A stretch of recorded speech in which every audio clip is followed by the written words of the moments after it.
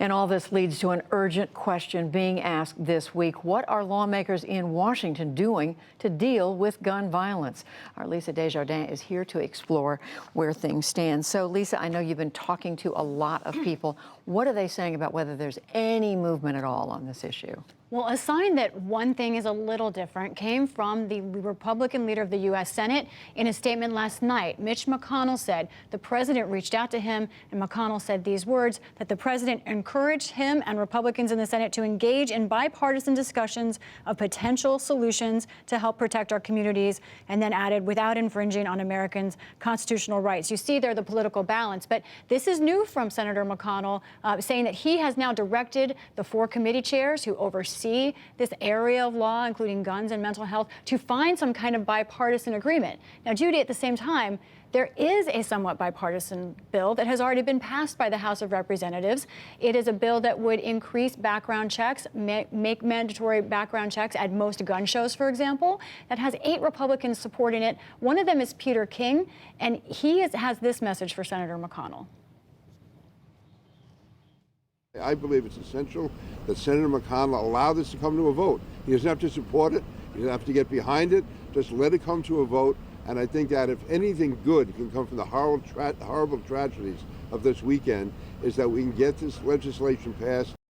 But Judy, speaking to Senator McConnell's office today, they said there's no chance that he will bring that bipartisan, somewhat bipartisan background check bill up for a vote because the president has threatened to veto it. It is not clear if he will allow any background check to come up for a vote. Talking to the other senators involved in trying to find a bipartisan agreement, it's not really clear what direction they're going to go in yet. Interesting, because the president suggested the other day that maybe some kind of background checks he could support. So, Lisa, I know you've been looking at all the legislation ideas that are out there. What exactly has been proposed so far? So I looked at every bill that has come up this new Congress. 8,000 bills on every subject have been proposed. Let's look at how many deal with guns. Of that universe, about exactly 110 bills contain the word gun.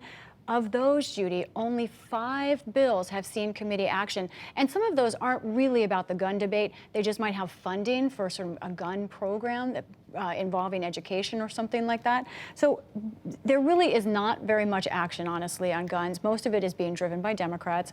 It's interesting to note the most popular of those bills are the background check bill that passed the House and also a Republican bill on concealed carry that would allow someone with concealed carry permits in one state to have them in every state. That also is not moving. So you see the partisan divide. So what are the, from your talking to people, and I know Congress not in town right now, but what does anything stand chance of passage? I will say Senator Lamar Alexander's spokesperson told me today that he has taken this as a mission, as a task from Senator McConnell to find some kind of bipartisan plan that can pass.